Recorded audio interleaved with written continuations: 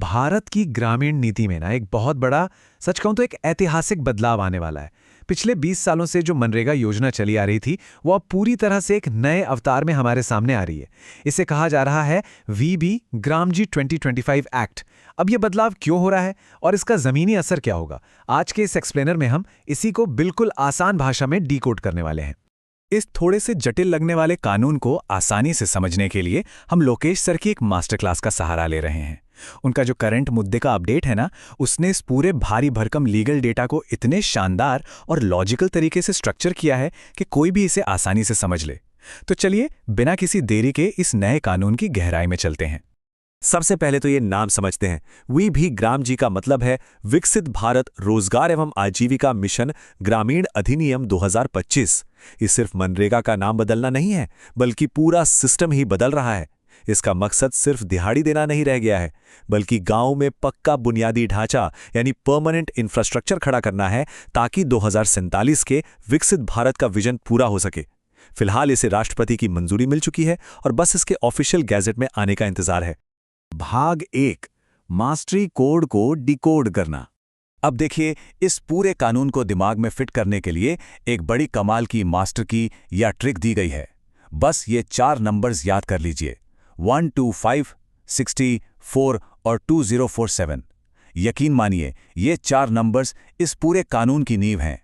अगर ये डिकोड हो गए तो पूरा एक्ट आपकी उंगलियों पर होगा। चलिए इन्हें एक एक करके खोलते हैं। भाग 2, नया रोजगार कैलेंडर। हमारा पहला नंबर है 125। तो हुआ क्या है कि अब पूरे 365 दिन के साल को 3 हिस्सों में बांट दिया गया है। अब 100 की जगह पूरे 125 दिन के सरकारी रोजगार की पक्की गारंटी मिलेगी। दूसरा नंबर है 60, यानी साल में 60 दिन की एक खास कृषि छुट्टी होगी, जिसमें कोई सरकारी काम नहीं होगा। और बाकी बचे 180 दिन, उन दिनों में मजदूर अपना कोई भी प्राइवेट या आज़ाद काम करने के लिए पूरी तरह फ्री रहेंगे। लेकिन यहाँ एक बहुत बड़ा सवाल उठता है। आपके मन में भी ये सवाल आ रहा होगा कि भाई, फसल की बुआई और कटाई के वक्त आखिर सरकारी काम क्यों बंद किया जा रहा है? इस 60 दिन की छुट्टी के पीछे आखिर क्या लॉजिक है? तो इसका सीधा सा जवाब है ग्रामीण अर्थव्यवस्था में एक परफेक्ट बैलेंस बनाना। जरा सोचिए, कटाई के सीजन में किसानों को खेतों में काम करने वालों की भारी जरूरत होती है। अगर मजदूर सरकारी काम में लगे रहेंगे तो फसल कौन काटेगा? इस छुट्टी से क्या होगा कि मजदूरों को प्राइवेट खेतों में ज्यादा दिहाड़ी कमाने का मौका मिलेगा और किसानों को सही समय पर मजदूर मिल जाएंगे, जिससे फसल खराब नहीं होगी। मतलब दोनों का फायदा। और हाँ, रोजगार के साथ जो सबसे बड़ी सिरदर्दी होती थी, सैलरी में महीनों की देरी, वो अब खत्म। नया सिस्टम इस पर बहुत सख्त है। अब मजदूरी का पैसा हर हफ्ते या ज्यादा से ज्यादा 15 दिन के अंदर सीधे बैंक खाते में आएगा। वो जो पुराना सिस्टम था ना, महीनों तक इंतजार करने वाला, वो अब पूरी तरह से हिस्ट्री बन चुका है। भाग 3, बुनियादी ढांचा और डिजिटल सिस्टम। अब आते हैं अपने तीसरे नंबर पर, जो था 4। अब गांव में सिर्फ गड्ढे खोदने का काम नहीं होगा, बल्कि 4 ऐसे मेन एरियाज पर फोकस होगा जो सीधे गांव की जीडीपी बढ़ाएंगे। पहला, जल सुरक्षा, यानी हर खेत तक पानी पहुंचाने के लिए चेक डैम बनाना। दूसरा, मजबूत कनेक्टिविटी, जिसमें पक्की सड़कें और पंचायत भवन बनेंगे। तीसरा, कृषि इंफ्रास्ट्रक्चर, ताकि फसल खराब ना हो, इसके लिए गोदाम और कोल्ड स्टोरेज। और चौथा, सबसे कमाल का हिस्सा, डिजिटल फैसिलिटीज, यानी गांव को टेक स्मार्ट बनाने के लिए वाईफाई, सीएससी सेंटर और डिजिटल लाइब्रेरीज। अब ये सवाल आना लाजमी है कि इन सब में जो घपले होते हैं उनका क्या? तो उसे रोकने के लिए एक राष्ट्रीय ग्रामीण अवसंरचना स्टैक बनाया गया है।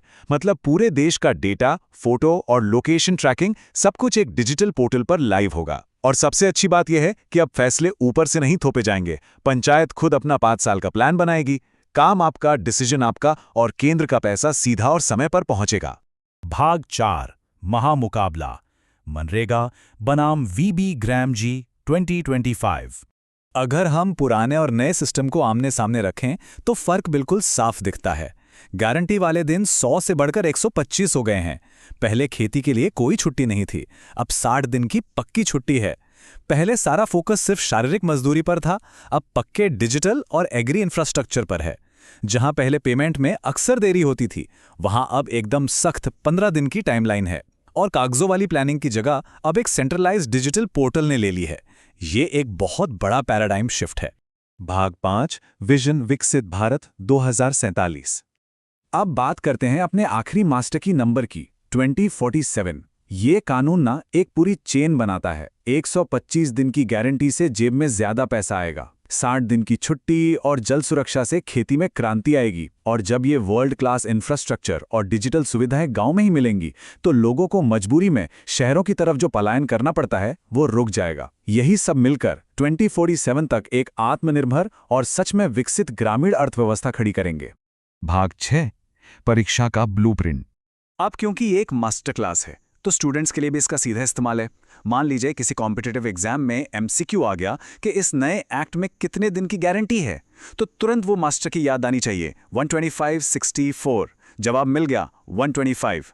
वहीं अगर 12th बोर्ड के एग्जाम में मनरेगा और इस नए एक्ट की तुलना करने को आ जाए तो जो पॉइंट्स हमने अभी डिस्कस किए हैं आप सीधा उन्हें लिख सकते हैं। मतलब ये मास्टर की सिर्फ समझने के लिए नहीं बल्कि सीधे मार्क्स स्कोर करने के लिए भी है। लोकेश सर ने अपनी इस क्लास में कम्युनिटी बिल्डिंग का भी पूरा ध्यान रखा है। अगर आपको ये पूरा टॉपिक डिटेल में समझना है और ऐसे ही अपडेटेड रहना है तो करंट मुद्दे SST बाय लोकेश यूट्यूब लोगों के साथ सब्सक्राइब, लाइक, शेयर, कमेंट करें। इससे आपको फ्री स्टडी मटेरियल भी मिलेगा और आगे आने वाले अहम टॉपिक्स की जानकारी भी सबसे पहले मिलेगी। तो इस एक्सप्लेनर को ख़त्म करते हुए एक बड़ा सवाल हमारे सामने रह जाता है। नीतियाँ और प्लान्स तो कागज़ पर बहुत मजबूत लग रहे हैं, लेकिन क्या ये मास्टर की फ्रेमवर्क ज़मीनी स्तर पर सच में वो बदलाव ला पाएगा जिसकी हमें उम्मीद है? क्या हमारे गांव सच में टेक स्मार्ट बनेंगे और 2047 तक विकसित भारत का सपना हकीकत में बदलेगा? ये एक ऐसा मुद्दा है जिस पर हम सबको आने वाले सालों में पैनी नज़र रखनी होगी। इस विषय पर और जानने की उत्सुकता के साथ आज के इस विश्लेषण में हमारे साथ जुड़ने के लिए बहुत बहुत शुक्रिया।